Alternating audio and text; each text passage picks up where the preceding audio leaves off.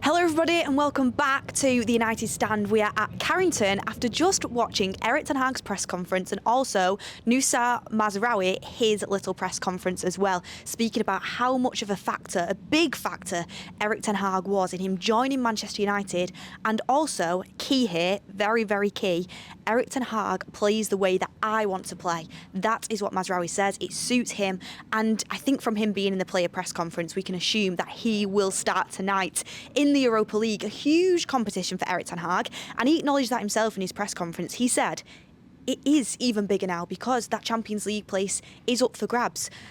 If we're absolutely realistic, and get in the comments down below now your thoughts as well, because I'm sure some people will think we will get Champions League football in the Premier League, but I'm sure a lot of people are very much doubting that fact. There is 4 places for Champions League football, might end up getting a 5th, but there is 4 places that guarantees you Champions League football within the Premier League. Arsenal are going to get it, Manchester City are going to get it, let's be honest, Liverpool are going to get it. That leaves one spot open. There's Aston Villa, there's Newcastle, there's Spurs, there's Brighton even, there's Chelsea. Chelsea looking really good at the start of this season. Manchester United have got a big battle on their hands to get that 4th spot. Moving from 8th to 4th, and I know people say about standards, that is a big jump. And yes, we are playing better football so far this season, but 7 points from the first 5 Premier League games, that isn't on course for top 4. We have to turn things around. We have to get more points on the board.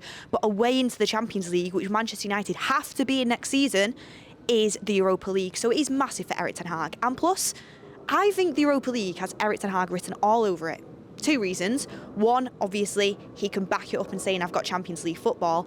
But 2, what does Erik Ten Hag talk about all the time? What is super important to Erik Ten Hag everywhere he goes?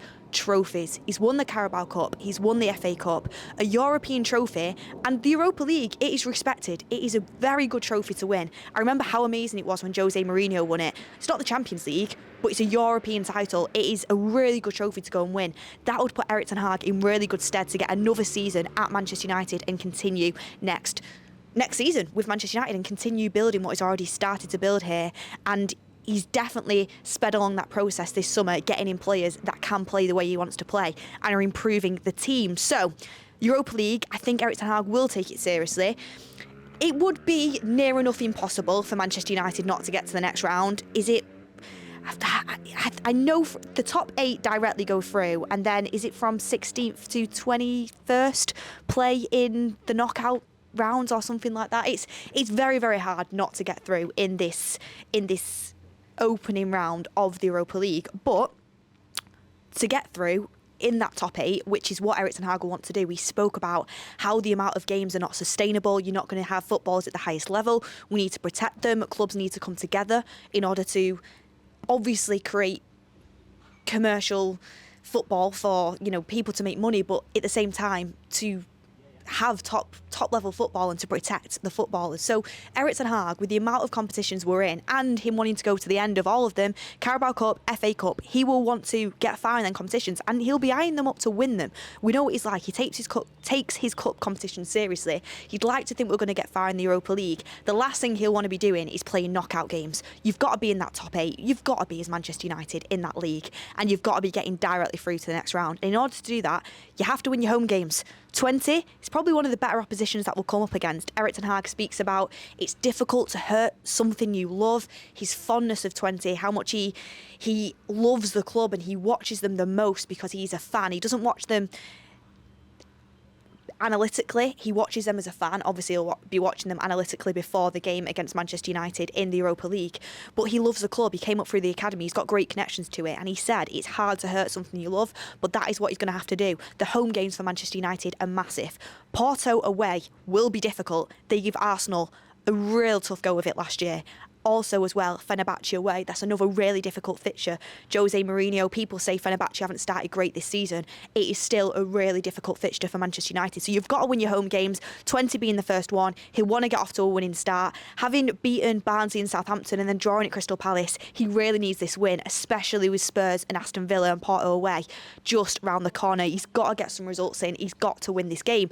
And it won't necessarily be a walk in the park for Manchester United. I think that would be disrespectful to Twente. So Erik Ten Hag is going to take this seriously, and I don't think you'll see that many rotations, if I'm being honest. I think there will be some, but I don't think you'll see that many. I think he'll still ease Rasmus Højlund back in. I think he'll still ease Mason Mount back in, but get in the comments down below whether you think there should be rotation or not.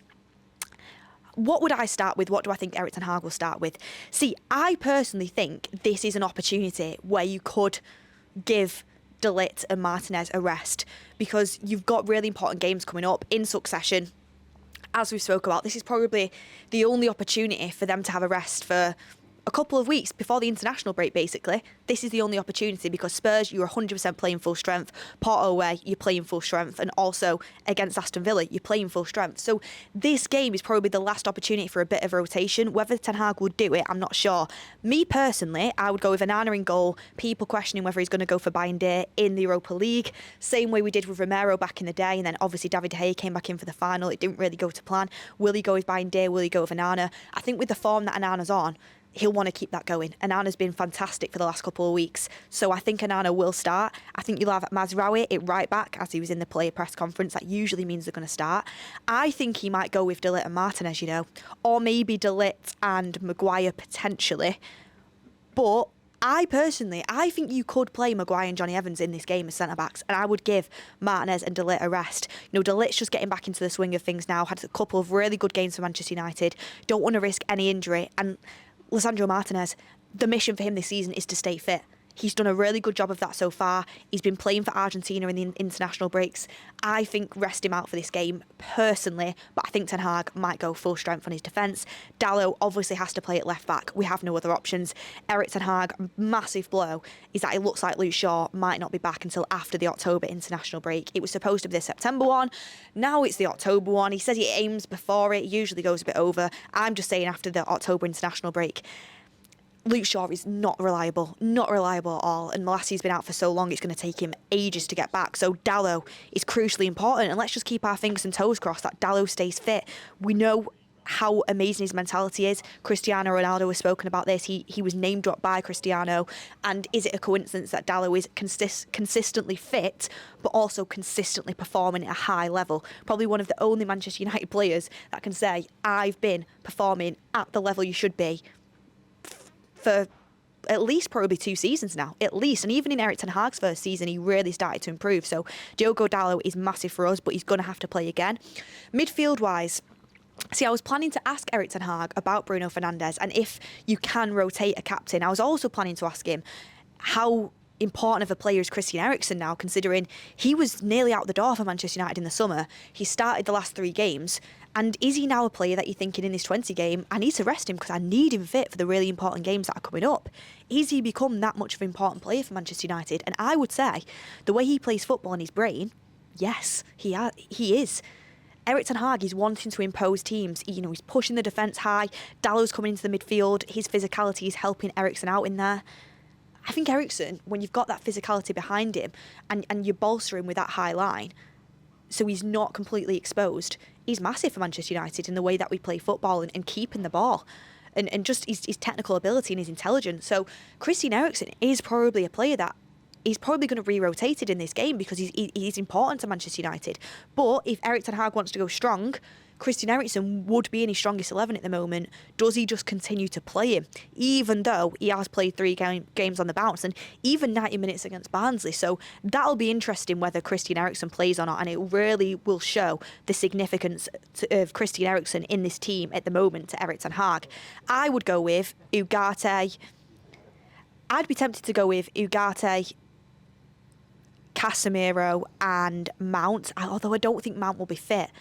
I would like to give Mainu a rest again, but I mean, I'd love to see a midfield of Ugarte, Mainu and Eriksen. I would love to see that midfield. I don't think we'll see, and I do think if Eriksen is going to be playing the next few games, which I think he will be, he does need a rest. So I think it will end up being Ugarte, Casemiro and Bruno. That's what I think it'll end up being.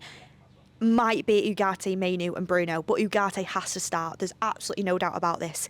Does Eric Ten Hag trust Ugarte to start in this game? I think he has to. He's a new signing. I know he's going to take a little bit to bed in, which is what Eric Ten Hag said, but he's been playing for Uruguay. He's come on he played a full game against Barnsley. He's come on against Southampton. He's now come on again against Crystal Palace. Surely he can start in this midweek tie. And if I was Ugarte and I wasn't starting, I'd be thinking, come on, Eric, how long is it going to take? I'm here for a reason. Let me get settled in. And I think this is a perfect game for Ugarte to start, especially as well at home at Old Trafford. Front three is going to be massively interesting. We saw how the game completely turned on its head when Xerxes was subbed off against Crystal Palace. Is he the glue? Is he a lot more important than what people are making out? Is he the reason Manchester United are creating a lot more chances this season? 3 big chances were created against Crystal Palace. He put Garnacho through. Excellent ball. Excellent layoff to Bruno where he hit it with the outside of his foot instead of just hitting it with his left foot into the back of the net. That was frustrating. And also he started the move in which Dalot put a lovely through ball through to Garnacho. And again, it probably should have been a goal. So Xerxes massively involved. And I think if you're going to play Rashford, which I think he has to in this game, I think he has to play Rashford, has to start him. I think it could be a really good game to get Rashford back on the score sheet and continue that momentum. Xerxes, it's like that Martial type figure, and we know how well Rashford played when he was with Martial. That's why I didn't understand the sub of Rashford coming on for Xerxes, because I think Xerxes will get the best out of Rashford. He will drag defenders away. He'll create more space for him to go one-on-one.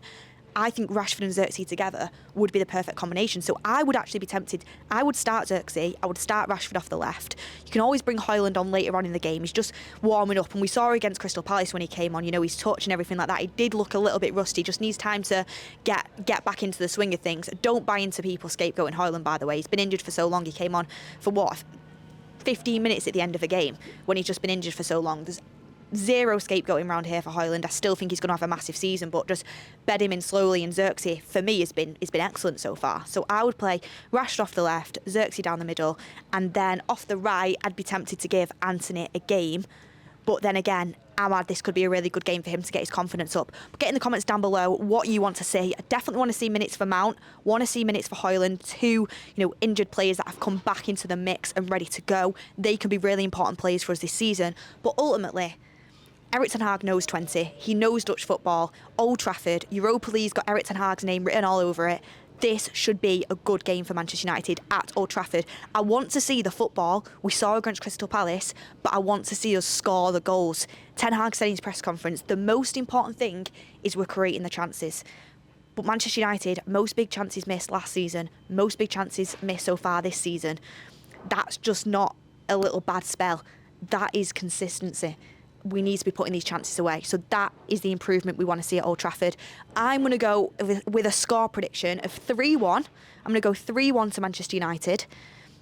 But I'm really excited to see what Twente bring. Apparently they've got a few nice players in there and they play some nice football. So I'm excited to see them at Old Trafford. But get in the comments down below how you think the game's going to go. Who would you start? Let me know all your predictions. Do you think, big question, do you think Manchester United will win the Europa League? I've got a very strong feeling, putting it out there. I think a lot of people have said it. I think Manchester United and Eric Ten Hag will win the Europa League. And I think it's going to pose a really interesting question at the end of this season because I think Eric Ten Hag, I think that trophy's got Manchester United's name written all over it. And I really want us to bring it back. That would be excellent for the progression of this team and to get another piece of silverware in the trophy cabinet. But let me know all your thoughts in the comments. Like the video, subscribe to the channel, and come on, Manchester United.